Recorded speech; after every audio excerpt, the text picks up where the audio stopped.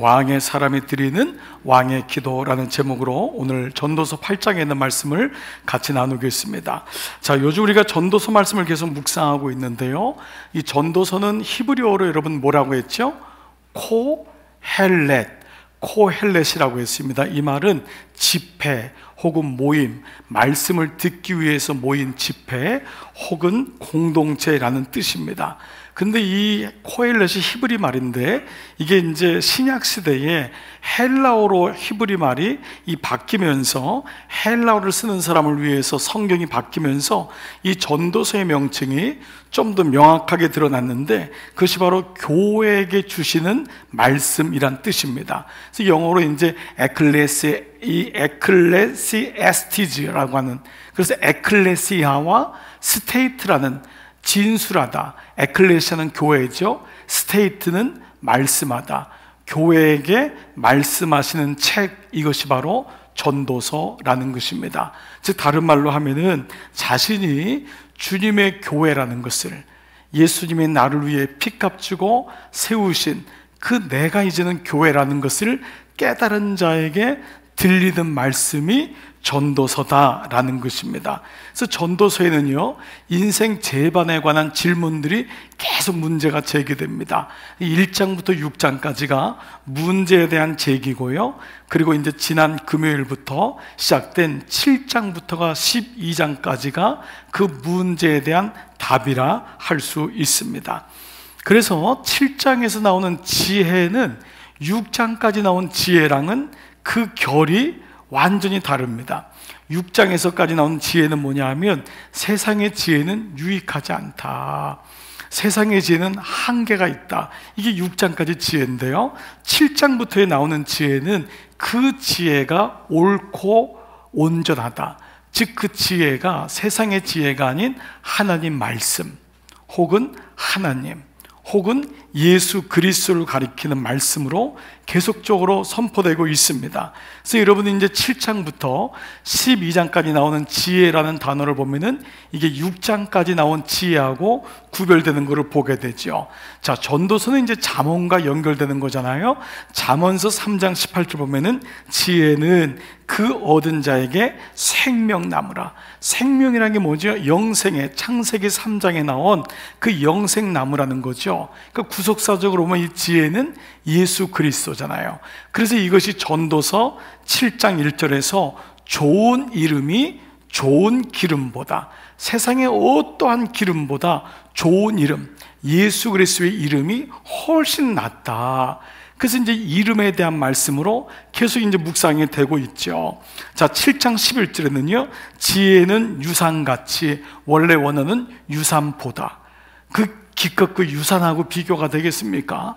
그 유산보다 더 아름답고 햇빛을 보는 자에게, 이 땅에서 거하는 모든 자에게 유익이 되도다. 근데 그 뒤에 보면은 지혜는, 지혜에 관한 지식이 더 유익함은 지혜가, 그 지혜 있는 자를, 그 하나님의 말씀, 하나님의 지혜가 지혜 있는 우리를 살려주기 때문에.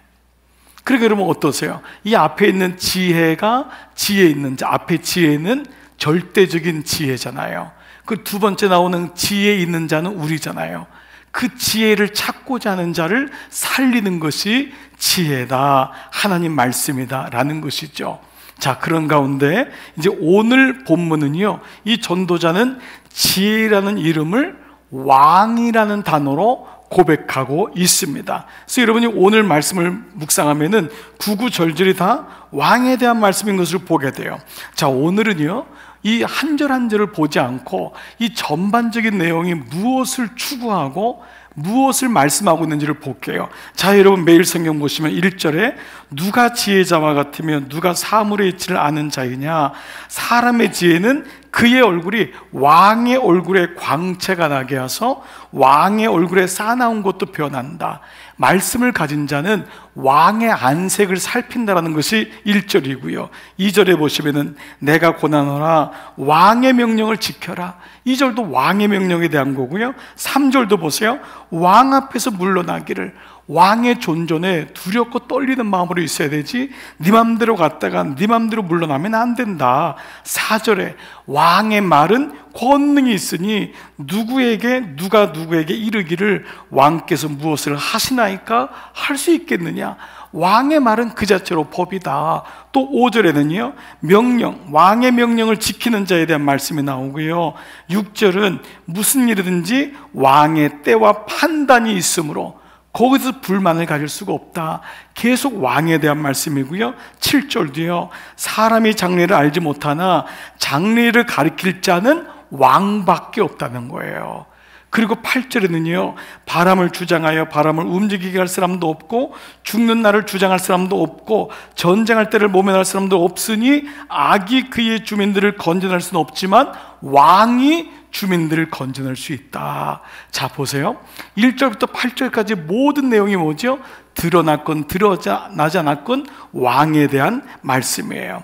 그래서 여러분, 이 왕 앞에서 내가 어떤 존재이고 왕 앞에서 어떤 삶을 살아야 되느냐, 여러분이 왕이신 하나님, 그래서 시편의 말씀 145편 1절 2절 다윗의 놀라운 고백이죠. 왕이신 나의 하나님, 이게 나오죠. 여러분이 잘 부르시는 찬양, 왕이신 나의 하나님, 이 고백이 시편 145편 왕이신 나의 하나님이여 내가 주를 높이고 영원히 주의 이름을 송축하리이다. 이 맥락과 함께 연결된다고 할 수 있죠. 그래서 여러분이 오늘 매일 성경 제목도 여러분 뭐라고 나와 있죠? 절대 권력 아래서의 지혜, 왕 아래서의 지혜. 그 왕 아래서의 지혜가 필요하다. 왕을 살피고 왕의 명령을 경홀히 하지 않고, 이 왕 절대 권력 아래서의 지혜. 그리고 여러분 내일 뒤에 보시면은, 넘겨보시면은 수요일 날 우리 GQS로 묵상할 그 제목이 뭐라 나와 있죠? 자기의 한계를 아는 지혜. 그러니까 절대 권력 앞에서 자기가 어떠한 존재인지를 아는 사람이 진짜 지혜롭다. 즉 왕 앞에서 내가 어떤 존재이고 내가 왕의 말에 대해서 나는 어떻게 지키고 있는가. 그래서 하나님은 어떤 분이신가가, 왕은 어떤 분이신가. 다른 말로 하면 나에게 하나님은 어떤 분이신가. 좀 더 가면은 나는 왕의 사람인가, 아니면은 나는 내가 왕인가. 이게 지난 사무엘상의 주제 아닙니까? 누가 왕이냔 말이에요. 예, 이게 사사기의 주제 아닙니까? 그때의 왕이 없으므로 사람들이 다 자기 소견에 옳은 대로 행하더라. 결국 누가 왕이냐를 계속해서 이 전도서까지 말씀하고 있는 거죠. 그래서 여러분 2절을 보시면 2절 같이 한번 읽어볼게요. 내가 시작. 내가 권하노라 왕의 명령을 지키라 이미 하나님을 가르쳐 맹세하였느니라. 자, 내가 권하노니 왕의 명령을 지켜라. 이미 하나님을 가르쳐 맹세했기 때문이다. 근데 이 말씀의 원어적인 뒤에 있는 여우는 뭐냐면요, 왜냐하면 내가 너를 불렀기 때문에, 왕이 너를 불렀기 때문에, 너는 그가 불렀는데 어찌하여 하나님을 가르쳐 맹세를 잊어버릴 수가 있느냐. 이제 이런 맥락의 말씀을 드리는 거예요. 그러니까 이거를 가르쳐서요, 여러분 들어보셨는지 모르겠는데 한번 적어보세요. 효력적 부르심이라는 단어예요. 이거는 아주 중요한 단어인데 혹 못 들어보신 분은 이 단어 effectual calling이라고 하는 단어예요. 효력적 부르심. 그러니까 누구든지 부르는 것이 아니라 그 부르심에 효력이 있다. 다른 단어는요, 효과적이라는 단어도 똑같이 써요. 이펙트가 있다는 거죠. 그러니까 우리가 그냥 여기 와 있는 것이 아니라 주님의 부르심에는 효력적 부르심이 있어서 모든 사람들을 부르지만 그 부르심에 응답하는 사람을 가르쳐서 효력적 부르심에 대한 응답이라는 것입니다. 여러분, 자녀들이 많이 있어도 부모의 마음을 알고 효하는 사람은 다가 아닐 수 있듯이 그렇습니다. 다이면 정말 좋겠지만은 하나님이 모든 성도를 세상을 이처럼 사랑하셔서 독생자를 주셨지만은 그 독생자를 주신 구원의 역사에 반응하는 사람을 가리켜서 효력적 부르심에 대한 응답이라고 하는 것입니다. 이런 의미에서 보면 그리스도인은 왕의 부르심을 받은 사람이라는 거예요. 내가 온 게 아니에요. 내가 자원해서 내가 여기 왔습니다. 제가 신학교 1학년 때 기억이 나요.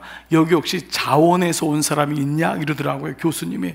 그 몇 명 잘 뜻을 모르니까 이렇게 손 들었어요. 내가 원해서 왔으니까 이 사람은 신학교 오면 안 된다 이러더라고요. 신학교는 신학교만인가요? 주님의 부르심은 나요, 내가 자원해서 오는 것이 아니라 주님이 불렀기 때문에, 주님이 불렀기 때문에. 그래서 사실 우리 세 가족이 이렇게 나올 때 혼자 오신 분을 자원이라고 하지만 자원이라는 단어를 잘 안 씁니다. 거기는 성령님, 주님이 부르셨기 때문에 우리 스스로가 믿음을 선택하고 내가 좋으니까 온 것이 아니라는 거예요. 그래서 왕의 부르심을 받은 사람의 모임을 가리켜 교회라고 하는 것입니다. 이 교회는 내가 좋으니까 와서 봉사하고 내가 좋으니까 끼리끼리 만나고 이것이 교회가 아닙니다. 그런 모임은 세상에 깔리고 깔렸어요. 교회는 뭐예요? 부름받은 사람들, 그 사람들이 모인 것이 교회라고 하기 때문에 부르신 분의 기쁨을 위해서 사는 것이 교회. 그리스도인도 나를 부르신 분의 뜻이 무엇인지를 알고자 하는 것이 그리스도인이라고 하는 것이죠. 그래서 왕의 부르심 받았으니까 얼마나 두렵고 떨리겠어요. 여러분, 전도서의 시대로 간다면은 지금이야 뭐 대통령이고 지금이야 민주화 시대지만은 그때 왕이 부른다는 게 얼마나 두렵겠어요, 여러분. 예? 왕이 부른다는 게, 그 왕 앞에 갈 때 어떻게 말을 해야 될까? 어떻게 그분의 얼굴을 붉히지 않고 그분의 쌓아나온 얼굴을 녹일 수 있을까? 지금 이 전도서의 계속적인 말씀이잖아요. 그래서 믿음 생활이란 게 뭐냐? 나를 부르신 왕과의 관계가 바로 믿음 생활이잖아요. 신앙생활은 사람들을 즐거워하는 게 아니에요. 사람들의 마음을 맞추는 게 아니에요. 나를 부르신 분과의 관계를 어떻게 지속시킬 수 있느냐? 그래서 그분의 음성을 듣고 그분의 뜻이 무엇인지를 알아가는 것, 이것이 신앙생활이라고 하죠. 사도 바울은 이것을 가리켜서 사김이란 단어를 썼어요. 사김. 이 사김이란 단어가 성경에 있는 것을 아는 분은 성경을 묵상하는 분입니다. 묵상하지 않는 분은 사김이란 단어가 성경에 있어? 사귀는 거는 그냥 이게 누구랑 같이 사귀는 것 아닌가? 아닙니다. 사귐은 하나님과의 관계를 가르쳐 말한 거거든요. 영어로는 fellowship이란 단어를 쓰고 교제란 단어를 쓰는데, 사도 요한이 여기 대해서 요한 1서 1장 3절 같이 한번 읽어볼게요. 우리가 시작. 우리가 보고 들은 바를 너희에게도 전함은 너희로 우리와 사귐이 있게 하려 함이니, 우리의 사귐은 아버지와 그의 아들 예수 그리스도와 더불어 누림이라. 우리끼리 사귐이 있는데 진짜 사귐이 뭐냐? 이 앞절 걸 다시 한번 띄워줘 보세요. 우리의 사귐은 너희로 우리와 사귐이 있기를 원한다. 그런데 진짜 우리의 사귐이 뭐냐? 아버지 하나님 그리고 그의 아들 예수 그리스도와 더불어 누리는 것이 진짜 사귐이다. 이것이 사귐이라는 거예요. 즉 사귐이란 말이 뭐죠? 교제요. 교제가 뭐예요? 기도죠. 예수님이 제자들과 바리새인들에게 내 집은 만민이 기도하는 집이라고 했잖아요. 만민의 기도하는 집은 기도에서 소원을 이루는 집이 아니라 주님과 교제하는 집이란 의미를 가지고 있는 거예요. 바리새인들은, 유대인들은 성전을 좋아놨지만은 주님과는 관계없이 살았던 거예요. 그래서 사도 요한이 다시 요한일서 1장 6절 만일 우리가 하나님과 사귐이 있다 하고, 사귐이 분명히 있는데 말로만 그렇다고 어둠에 행하면은 거짓말을 하는 자고 진리를 행하지 아니하는 자다. 그건 사귐이 없는 자다. 주님과의 사귐이 있느냐? 자, 한번 적용 질문해 보겠습니다. 여러분들은 지난 한 주간 동안 주님하고 사귐이 있으셨나요? 주님 어떻게 하면 좋죠? 주님 제 아이를 어떻게 양육하면 좋죠? 제가 병들었는데 이것이 무엇을 말씀하시는 건가요? 사귐은 뭐죠? 소통인 거예요. 그냥 아무 생각 없이 일주일 살다가 교회 와서 예배 한번 드리고 가는 것을 어둠에 행한다는 거예요. 이거는 내 마음대로 사는 거예요. 이건 사귄다고 하지 않습니다. 누군가 누구를 사귄다고 하면 계속 전화하죠, 편지 쓰죠. 그 사람의 마음을 알려고 하지 않습니까? 마찬가지입니다. 오늘 적용 질문, 나는 주님과의 사귐이 있는가? 즉 나의 기도는 어떠한가? 이런 맥락에서 오늘 전도자의 왕 앞에서 서 있는 사람이 드리는 왕의 기도, 그러니까 교제는 기도니까 어떻게 사귐이 우리의 기도를 통해 드러나야 되는지에 대한 말씀을 같이 한번 묵상해 보겠습니다. 자, 여러분에게 한번 여쭤볼게요. 자, 여러분은 기도가 무엇이라고 생각하십니까? 자, 속으로 답을 한번 해보세요. 여러분은 기도가 뭐라고 생각하세요? 제가 사전에 나와 있는 기도의 의미를 한번 얘기해 볼 테니까 혹시 이런 정도의 기도인지 한번 봐보세요. 내가 원하는 것을 나보다 힘센 초월적 존재 혹은 신에게 부탁하여 그것을 이루는 것, 이게 사전적인 기도예요. 다시요. 내가 원하는 것을 나보다 힘센 초월적 존재나 신에게 부탁하여 그것을 이루는 것, 이게 일반적인 세상 사람들이 가지고 있는 기도라는 것입니다. 자, 그러면 정말 기도가 이것일까요? 내가 원하는 것을 나보다 힘센 왕이 된 존재, 초월적 존재에게 물어서 부탁해가지고 강구해서 그것을 이루어내는 것이 기도일까요? 요즘 월드컵 축구가 계속해서 진행되고 있죠. 우리나라도 16강까지 들어가서 정말 아주 너무 선수들이 애를 쓰고 얼마나 좋아했습니까? 근데 16강 때 보니까 우리나라만 기도한 것이 아니라 우루과이도 기도하고 가나 사람도 기도하고요. 그래서 TV의 앵글들이 다 기도하는 장면이에요. 우리나라 사람들은 얼마나 기도가 센지 막 울면서 기도하고 꼬레야 꼬레야 막 하나님이 또 우리 목청도 크잖아요. 막 그러면서 기도하고 또 그것도 붉은 악마야 또 이름도. 그러니까 좀 귀여운 이름으로 생각하면은 하나님께 기도하면은 하나님은 우루과이를 통과시켜줘야 되나? 그래서 우리나라를 기도에 응답하셨어요. 어떤 분이 썼어요. 하나님은 살아계시다 16강. 근데 그 다음에 8강까지 가야 되잖아요. 근데 하나님은 브라질을 더 사랑하시네요. 브라질이 삼바춤 추고 난리치더니만 하나님 또 브라질을 안 사랑하고 다른 나라를 또 올렸어요. 그래서 우리는 기도에 응답하지 않아요? 여러분 어때요? 그래서 어떤 말이 나오면 지성이면 감천이야. 우리의 지성이 너무 부족했구나. 더 많이 빌어야 되는데, 더 많이 기도해야 되는데 나의 정성이 부족했다고 생각하고 더 많이 기도합니다. 저희 형님이 시험 볼 때 저희 어머님은 예수님을 잘 몰랐어요. 대학 들어갈 때도. 그래서 형님이 시험 볼 때마다 정한수를 떠다가 꼭 장독대 위로 올라가셨습니다. 아마 하나님하고 신하고 가까워지려고 했던 것 같아요. 가서 정성으로 정말 기도하셨어요. 기도한 결과 재수하시고 삼수하시고 장수하셔서 25살에 대학을 들어가셨어요. 저희 어머니는 그때 뭐라고 하냐면 내 기도가 부족하구나. 내 기도가 부족하구나. 어느 절에 갔더니 10,000배를 하면은 시험에 붙는다고 합니다. 1,000배가 아니라 3,000배가 아니라 10,000배. 10,000배는 6시간에서 10시간까지 해야 되는 게 10,000배입니다. 그랬더니 10,000배 했더니 아이가 대학 들어갔다 해서 그 절이 효염이 있다. 그래서 10,000배 하면 대학에 합격하는 그런 절로 소문난 적이 있습니다. 그리스도인은 별다를 거 있을까요? 가만히 봐보세요. 오늘날 교인, 그리스도에 된 사람의 기도도 어느 영역에서 본다면 도대체 뭐가 다를까요? 이러한 중세기 때까지 교회가 변질 때 기도에 대해 잘못 알았던 것을 알고 종교개혁 이후 개혁교회에서 하나님께 나아가는 은혜의 수단, means of grace, 하나님을 알아가는, 하나님께 나아가는 은혜의 수단에 대해서 오직 3가지만을 정의했어요. 성경에 보니까 하나님께 나아가는 것은 3가지밖에 없다. 첫 번째가 말씀, 두 번째가 성찬, 그리고 기도라고 얘기를 했어요. 자, 말씀과 성찬은 차제 나중에 보고 하나님을 아는 방법이 뭐라고요? 기도라는 것이에요. 하나님을 아는 방법이, 이것을 개혁교회에서 결정한 거예요. 하나님께 나가서 소원을 응답하는 것이, 듣는 것이 기도가 아니라 하나님을 아는 방법, means of grace, 은혜의 수단이 바로 기도다. 하나님이 당신께 나올 수 있는 수단, 방법을 제시하셨는데 그것이 3가지예요. 말씀, 성찬, 기도. 그것이 기도라는 거예요. 그런데 오늘 우리에게 기도는 하나님을 아는 방법이 아니라 나의 소원, 나의 방법을 응답해 주는 방식이 되어버렸다는 거예요.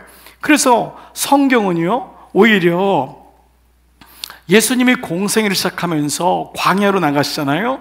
그때 마귀의 역할이 뭐냐면 우리의 이런 기도를 응답해주는 역할로까지 나와요. 왜 그럴까요? 자, 말씀을 하나씩 풀어볼게요. 누가복음 4장 6절 이르되 모든 권위와 그 영광을 내가 네게 주리라. 예수님한테 마귀가 하는 말이에요. 권위와 영광을 네게 주리라. 이것은 내게 넘겨준 것이므로, 누가? 아담과 하와가 하나님을 떠나면서 그에게 줬던, 자녀에게 줬던 모든 권위와 영광이 이제는 공중권세 잡은 마귀에게로 넘어간 거예요. 그러므로 내가 원하는 자에게 이것을 주노라. 그러므로 내가 만일 내게 절하면, 기도하면 다 내 것이 되리라.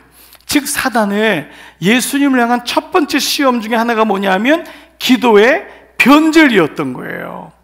내가 원하는 것을 내가 다 들어 응답해 주겠다.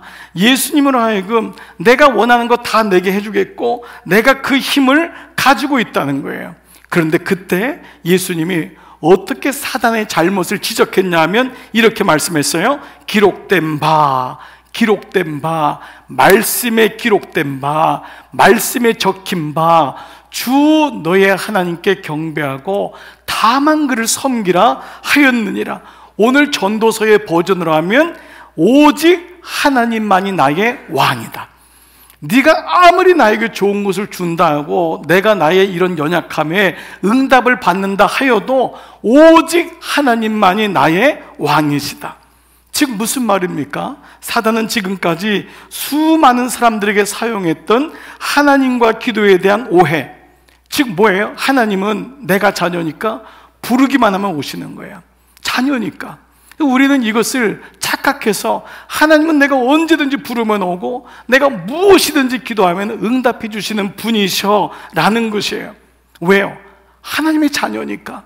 그래서 우리는 이것을 착각해서 또한 이것이 왕의 기도라고까지 생각하는 분이 있어요. 왕의 기도는 내가 왕 같은 제사장이 되었으니까 내가 무엇을 구하든지 하나님은 그 기도에 응답해 주시는 분이야 라는 것입니다. 자, 여러분 여기까지 들으면서 여러분 중에 지금 굉장히 마음에 속상한 분이나 그러면 어떻게 기도를 해야 되지? 그런 대로 말씀을 계속 나눠보겠어요. 그런데 이 기도에 대한 애매하고 미혹적인 마귀의 이 유혹에 대해서 예수님은 하나님 말씀으로 기록된 바 정확하게 처방하시고, 그리고 그분이 마지막 돌아가실 때, 죽으실 때 겟세마네 동산에서 기도가 어떤 기도를 해야 되는지, 나의 뜻이 아니라 아버지의 뜻이라면, 나의 뜻이 아니고 아버지의 뜻이라면 내가 이 잔을 받겠습니다 라고 하는 기도를 보여주므로 정말 하나님이 원하시는 기도, 기도의 원형이 무엇인지를 우리에게 보여주신 거예요. 그러면 기도라는 것은 뭐냐?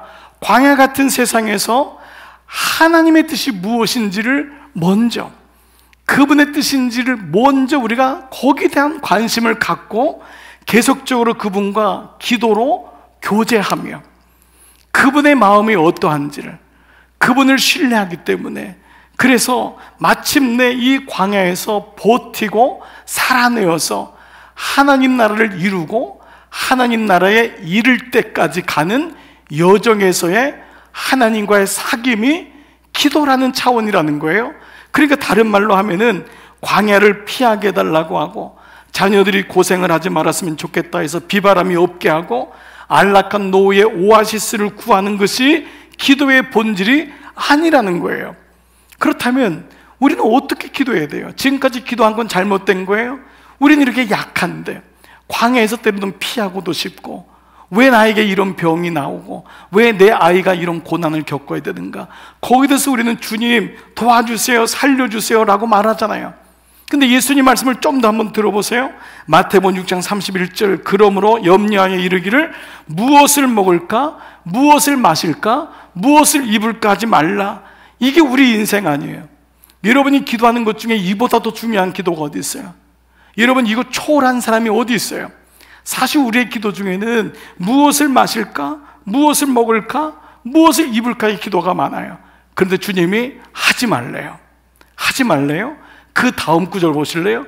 이는 다 이방인들을 구하는 거다. 이방인은 뭐예요? 하나님 모르는 사람. 이방인은 뭐예요? 율법적으로 지옥에 가는 사람. 이 사람들이 구하는 게 이 기도래요. 그러니까 이것이 이방인들이 구한다. 여기 구한다는 에피세테오란 말은 seek라고 하는 찾는다, 추구한다는 뜻도 있지만 pray, 기도한다는 단어도 있어요. 이것은 이방인들의 기도는 늘 눈앞에 있는 무엇을 마실까, 무엇을 먹을까, 무엇을 입을까, 어떤 집을 사야 되지, 다음에는 어디다 투자해야 되지, 이 아이는 어느 대학에 가야 되지, 여기에만 머문다는 거예요. 자, 그런데 그 다음 구절이 주님께서 뭐라고 하시냐? 33절, 그런즉 너희는 먼저. 이 먼저라는 단어가 참 하나님의 궁유하심입니다. 주님이 우리가 너무 약하여서 먹을 것, 입을 것, 마실 것을 구할 수밖에 없어요. 건강을 위해, 자녀를 위해, 우리의 삶을 위해. 그런데 너희가 이것을 구하지만은 먼저 구해야 되겠다는 거예요. 이게 기도의 회복인 거예요. 먼저 그의 나라와 그의 의를 구하라. 그분의 이루실 나라, 그분의 뜻, 그분의 마음, 이것이 의잖아요. 그 의를 구하라. 그래야면 이 모든 것, 앞에 거 뭐예요? 너희가 먹을 것, 마실 것, 입을 것, 이 모든 것을 너희에게 더하시리라. 여러분, 여기 먼저란 단어는 주님이 우리에게 이런 기도가 필요 없다는 말이 아니에요. 주님도 이 땅에 오셔서 우리랑 똑같은 성경을 가지고 사셨는데, 그분도 직업이 목수셨고 어머니를 모셨는데 우리가 이런 삶의 필요를 모를 리가 있습니까? 근데 주님이 다시 우리에게 회복시키는 말씀이 뭐냐면 먼저 해야 될 것이 있다. 그렇지 않으면 이방인하고 똑같다. 예수 믿는 사람의 기도가 예수 안 믿는 사람의 기도하고 뭐가 다를 바가 있냔 말이에요. 아이 대학 입시위해서 그 학교 창살에다가 엿을 붙여놓고 기도하는 거나 교회 와서 기도하는 거나 장소만 다를 뿐이지 뭐가 다를 바가 있냔 말이에요. 아이를 위해서 만배 기도하는 거나 철야 기도하는 거나 뭐가 다를 바가 있냔 말이에요. 그러면 여기서 무엇이 다르냐? 먼저 그의 나라와 의를 구하라 라는 거예요. 무슨 말이야? 내가 너의 왕인데, 내가 너의 아버지인데 이거를 모르느냐? 그래서 오늘 말씀의 버전으로 하면 오직 왕의 명령이 무엇인지에 대한 관심을 가져라는 거예요. 왕의 뜻이 무엇인지에 대해서 관심을 갖는 것, 이것이 중요하다. 이것을 사도 바울이 신약에서요 어떻게 말씀합니까? 구하노니 기도하노니 너희로 하여금 모든 신령한 지혜와 총명에 다같이요 하나님의 뜻을 아는 것으로. 우리에게 모든 지혜와 총명이 있어도 여기에 하나님의 뜻을 아는 것으로 채워야 된다. 이것이 기도다라는 거예요. 우리에게 모든 강구가 있지만 하나님의 뜻을 아는 것으로 채우라. Pray to fill with the knowledge of His will. 그분의 will, 그분의 계획을 아는 지식으로 너의 기도를 채우라. 이것이 무엇보다 중요하다는 거예요. 그래서 왕의 뜻을 알고자 하는 기도, 왕의 마음이 어떠한지를 아는 기도, 그래서 이것이 바로 왕의 기도. 왕의 기도는 왕의 자녀로서 모든 결박푸는 권세 있는 기도 이전에 내가 드려야 될 왕의 기도는 내가 왕의 사람이기 때문에 왕 앞에 있는 자가 가지고 있는 왕의 기도, 이거를 조금 더 우리에게 현실적인 단어로 말하면은 왕의 눈치를 보는 기도. 자, 이 표현이 적절할지 모르겠어요. 근데 이 표현을 가지고 한번 묵상해 볼게요. 왕의 눈치를 보는 기도. 윤희홍이라고요. 미국에서 자란 1.5세인데 미국에 12살에 넘어갔더라고요. 이분은 한글을 잘 몰라요. 영어로 썼는데 이 책이 15국에 이제 번역되고 재작년에 쓴 책인데 이 책 제목이 뭐냐면 The Power of 눈치예요. The Power of 눈치. 이 눈치라는 단어는 전 세계에서 우리나라밖에 없는 단어예요. 그래서 NUNCHI. 또 우리나라만 있는 단어인데 영어로 된 게 화병. HWABYUNG. 화병. 이것도 영어로 이렇게 음역을 한 거예요. 이 눈치가 번역이 안 되는 거예요. 그래서 NUNCHI. The Power of 눈치. 근데 이분이 우리가 오늘 제가 이 책을 이렇게 보면서 이게 뭐지?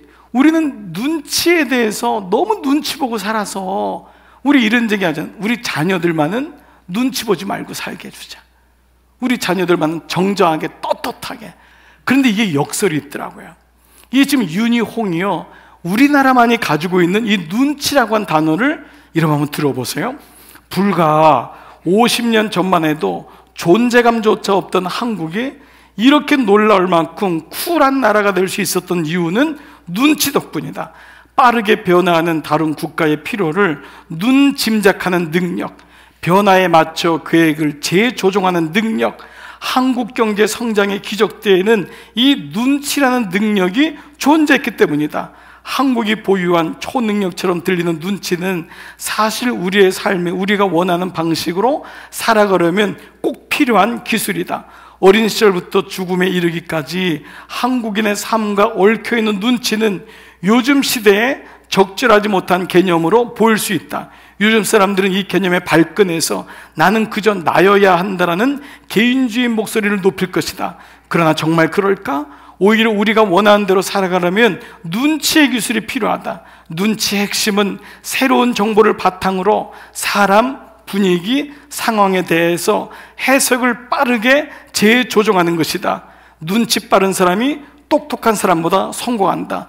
눈치 빠른 사람이 똑똑한 사람보다 심지어 행복하다. 흔히 눈치하면 부정적이거나 약은 사람, 그래서 눈치 보는 것에 대해서 생각하면 위축되는 경향이 있는데 정말 그럴까? 눈치를 본다는 것은 자신다움을 잃어버리는 것일까? 오히려 눈치는 유연한 인간관계를 유지하기 위해 다른 사람의 생각과 느낌을 빨리 파악하고 다음 단계로 나갈 수 있는, 이 사람이 뭐래? 비밀병기다. 눈치는 다른 사람의 신뢰를 얻고 서로 화합하며 관계를 맺기 위해 타인의 생각과 느낌을 살피는 섬세한 기술이다. 눈치가 아주 섬세한 기술이래요. 그리고 다른 사람과의 언어적 의사소통이 확실하지 않거나 헷갈리는 것은 내게 눈치가 없다는 증거다. 그래서 여러분, 돈 없는 남편하고는 살아도 눈치 없는 남편하고 못 산다 그러잖아요. 공부 잘하는 자식보다 눈치 없는 자식은 미치는 거예요. 눈치라는 게 너무 중요하다는 거예요. 그런데 여러분, 저자 인터뷰 마지막에 이 말이 저한테 충격을 줬어요. 눈치는 영적인 선물이다. 눈치가 사람의 비아냥거리고 사람 맞추려고 하는 것이 아니라 눈치가 영적인 선물이래요. 자, 보세요. 오늘 이 전도서의 말씀과 한번 연결해서 보자는 말이에요. 뭐지요? 나는 왕의 눈치를 나는 왕의 눈치를 보고 있냔 말이에요. 여러분 중에 이럴 거예요. 내 나이 됐는데 이 나이 됐는데 무슨 눈치를 봐. 천만에요. 믿으면 믿을수록 눈치 보게 되더라고요. 하나님의 눈치를요. 그리고요, 나이가 든다고 눈치를 안 보는 게 아닙니다. 나이가 들면 들수록 더 눈치를 잘 봐야 됩니다. 그래야지 새끼 다 먹을 수 있습니다. 그래야지 여러분 편하게 지낼 수 있어요. 인간관계도 보세요. 왜 이렇게 불행한 줄 아세요? 눈치가 없어서 그래요. 다른 사람의 얘기를 이해를 못하는 거예요. 그런데 여러분, 눈치만 있는 게 아니에요. 영치가 있는 거예요. 영치가. 영적인 말씀이 이해가 안 되는 거예요. 그러니까 영적인 눈치가 없는 거예요. 그 기도는 뭐예요? 왕의 눈치를 헤아리는 것이 기도라는 것입니다. 내 주장과 내 기도를 가지고 이것을 어떻게든지 달성하기 위해서 1000배, 10,000배를 하는 것이 기도가 아니라 하나님의 뜻이 무엇인지를 매 순간 물어보고, 주님, 내가 잘못된 길을 온 이유가 여기 있었군요. 나에게 이런 고난이 있었던 이유가 있었군요. 하나님의 눈치 아래 자기를 보니까 그게 보여지는 것입니다. 내 뜻을 고집하는 것이 아닙니다. 내 마음을 관철시키는 것이 아닙니다. 하나님의 뜻을 부단히 보는 것. 그래서 다니엘은 눈치 구단원이었어요. 그리 아니하실지라도, 그리 아니하실지라도, 주님이 우리를 새 친구들을 이 불에서부터 꺼내주지 아니하실지라도, 내가 이렇게 오랫동안 신앙생활하면서 잃어버린 30년이 된 이유는 왕의 눈치를 보지 않는 것이고, 왕의 눈치는 내 필로 보는 게 아니라 오직 하나님의 말씀, 기록된 말씀에 그분의 뜻이 여기 있기 때문에, 그래서 말씀을 안 보면은 그분의 마음이 어디 있는지를 알 수가 없는 거예요. 믿음은 덮어놓고 이렇게 되면 자기의 감성과 자기의 육감으로 예수를 믿는 거예요. 아니에요. 오직 하나님의 민족 그레이스는 말씀과 주님이 주신 유일한 성찬과 그리고 기도, 이것이 하나님의 뜻을 알 수 있는 민족 그레이스, 은혜의 방편 수단인 것입니다. 그래서 기도를 개혁교회에서는 하나님을 아는 은혜의 수단이라고 했던 거예요. 기도는 내 뜻을 관철시키는 방법이 아니라 하나님을 아는 방법이 기도였고, 예수님은 우리에게 무엇을 먹을까 입을까 마실까를 기도를 이방인이 하는 기도로까지도 얘기를 하신 것입니다. 그래서 우리가 광야에서 살아가면서 우리가 겪는 필요와 아픔들, 지금 처한 상황에서 나오는 기도를 하지 말라는 것이 아니라, 그것이 절실함에도 불구하고 거기서 멈춰지는 기도가 아니라 그 순간마다 우리에게 마치 매뉴얼처럼 주님의 눈치를 보듯이, 아버지, 나 어떻게 하면 좋죠? 아버지, 이 아이를 어떻게 하면 양육하면 좋죠? 이 아이가 시험 보고 지금 진로를 결정하는데 아버지의 뜻이 무엇이죠? 우리 대부분은 결정해 놓고 하나님께 기도하는 거예요. 주님 도와주세요. 가게 차려놓고 기도하는 거예요. 주님 이 가게 복 주세요.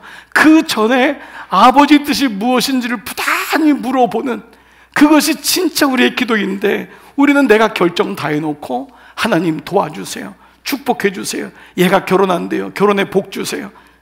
아닙니다. 매번의 기도 가운데 하나님의 눈치를 보는 기도가 우리로 하여금 걸러지게 하고 우리로 하여금 하나님의 말씀을 묵상하게 합니다. 제가 자녀들에게 하는 말이 있습니다. 너희들이 아무리 잘나고 똑똑해도 최소한 부모의 눈치를 봐야 된다. 그게 효자다. 오늘도 자녀된 분들이 여기 있다면 부탁드립니다. 여러분, 부모의 눈치를 보셔야 돼요. 여러분, 그거는 부모 밑에, 거기서 그냥 뭐 밑에서 이렇게만 헤매란 말이 아니잖아요. 그건 뭐죠? 그 아버지의 마음이 뭔지를 아는 것이 자녀의 마땅한 도리 아닙니까? 내 마음대로 다 해놓고, 내가 집 다 가고, 내가 다 결정해놓고 통보하는 것이 자녀가 아니에요. 자녀와 아버지의 관계, 어머니의 관계도 이렇다면 하나님과의 관계는 어떻습니까? 적용해 보겠습니다. 여러분의 기도는 어떤 기도였습니까? 하나님께 여쭤보는 기도였습니까? 하나님의 눈치를 보는 기도였습니까? 아니면 다 저질러 놓고 하나님 이거 도와주셔야 돼요. 나 여기 입학 원서 냈어요.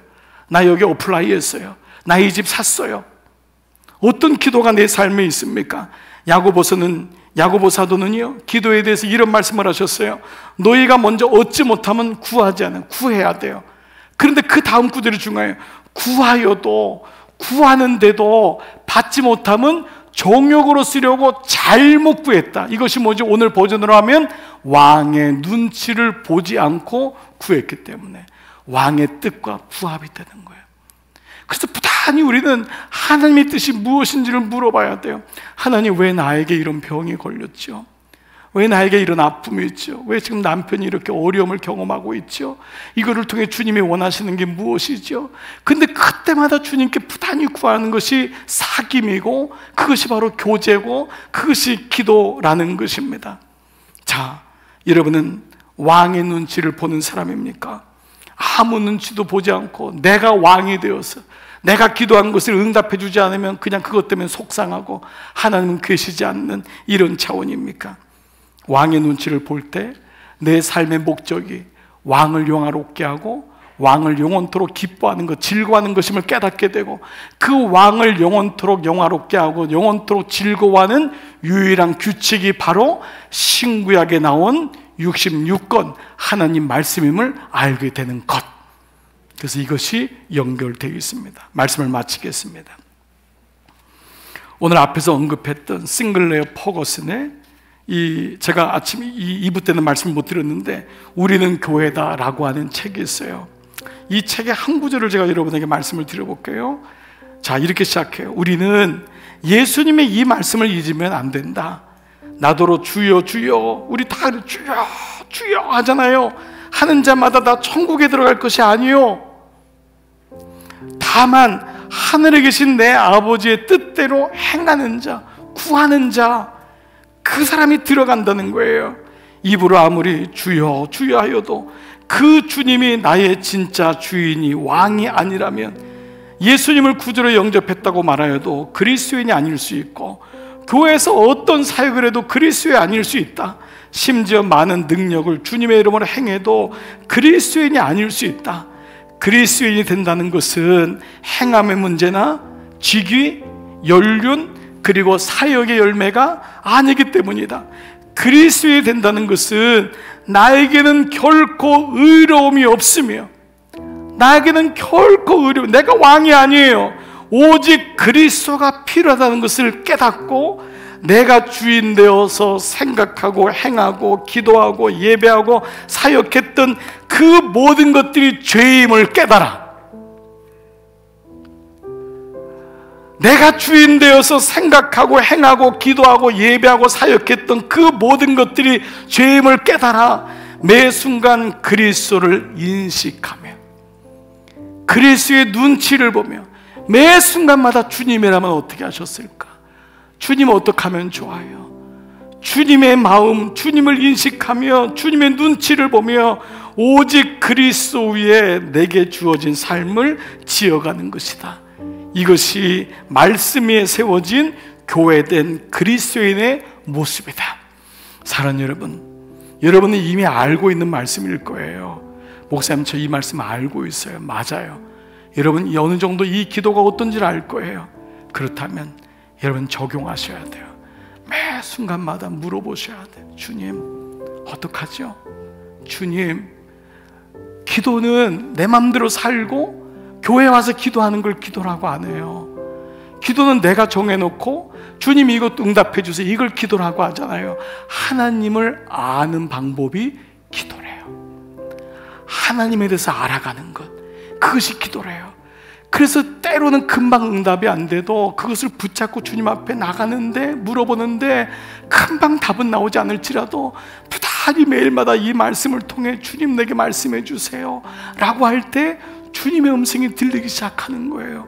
그리고 그때 비로소 내가 잘못 살았구나, 내가 사고치고 주님이 그 다음에 땜빵 해주는 이게 믿음이 아니구나. 하나님과의 교제, 사귐, 이것이 진짜 믿음이구나. 전도서 8장 오늘 본문은 왕의 사람이 드리는 왕의 기도. 여러분 이 기도가 여러분 삶에 충만하게 임하기를 축복합니다. 아멘, 아멘. 여러분 성경 다 닫으시고요, 우리 자리에서 한번 일어날게요.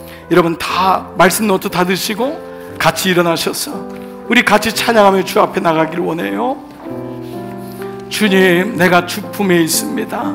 주님의 품에 품기를 원합니다. 같이 찬양하십시다. 주 품에 품으소서, 품으소서.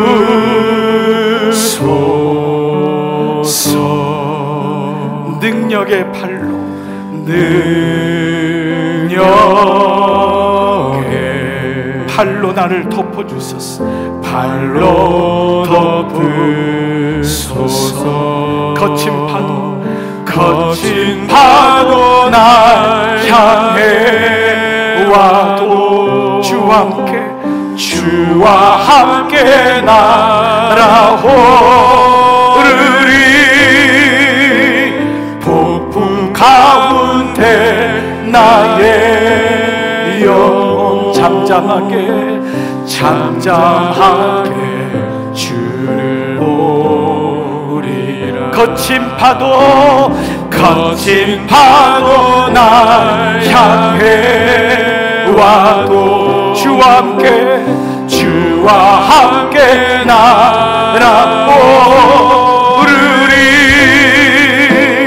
폭풍 가운데 나의 영혼 잠잠하게 주를 보리라. 아무것도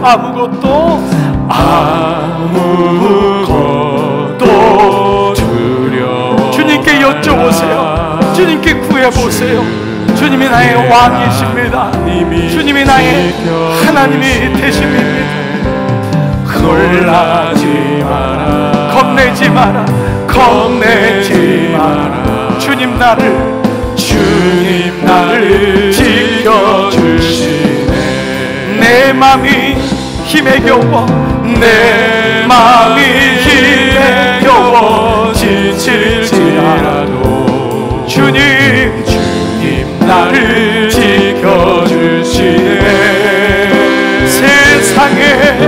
세상에 험한 풍파 몰아칠 때도 주님 나를 지켜주시네. 우리 같이 고백해봅시다. 주님은 나의 산성, 주님은 나의 왕이세요. 주님은 나의 영, 주님은 나의 손, 나의 왕이 되신, 나의 왕이 되신 여호와. 아무것도 두려워. 왜 그렇습니까? 주님이 나의 왕 되시니까 내가 그분과 늘 교제하고 늘 소통하고 늘 주님께 부르니까 주님이 나에게 말씀하세요. 내가 너를 지켜줄 것이다. 지켜주시. 내 맘이 힘에 겨워 내 맘이 힘에 겨워 지칠지라도 주님이 여러분을 지켜주시고 여러분이 물어보시고 날마다 주님과 가까이 해보세요. 세상에 험한 풍파 몰아칠 때도 주님 나를 지켜주시네. 우리 한번 겸손히 두 손 높이 들고 주님은 나의 산, 주님은 나의 영, 주님은 나의 손, 나의 왕이 되신, 나의 왕이 되신 영. 주님은 같이 고백하십시다. 주님은 나의 산, 주님은 나의 영, 주님은 나의 손, 나의 왕이 되신, 나의 왕이 되신 영. 우리 함께 하나님께 기도하며 나가시겠습니다. 아버지 감사합니다. 오늘 예배를 통하여 주님 기도가 하나님께 나가는 길임을, 하나님을 아는 방법을 알았습니다. 주님 매 순간마다 주님께 여쭈게 하여 주시기를 원합니다. 오늘 예배 가운데 온 분 중에서도 주님 어떻게 하면 좋지요? 주님 너무 힘이 들어요. 주님 너무 마음이 무너졌어요. 주님 내가 어디로 가야 할지 모르겠어요. 이런 종들이 너무도 많습니다. 하나님 그때 주님이 말씀해 주세요. 두려워하지 마라. 내가 너와 함께 있도다. 놀라지 마. 내가 너를 붙들고 있도다. 주님 내가 또 물어봐요. 주님 나 그러면 여기서 어떻게 가면 좋아요? 주님 내 아이를 어떻게 하면 좋아요? 주님 나 주님께 물어요. 주님 도와주세요. 주님의 뜻이 무엇인지를 가르쳐주세요.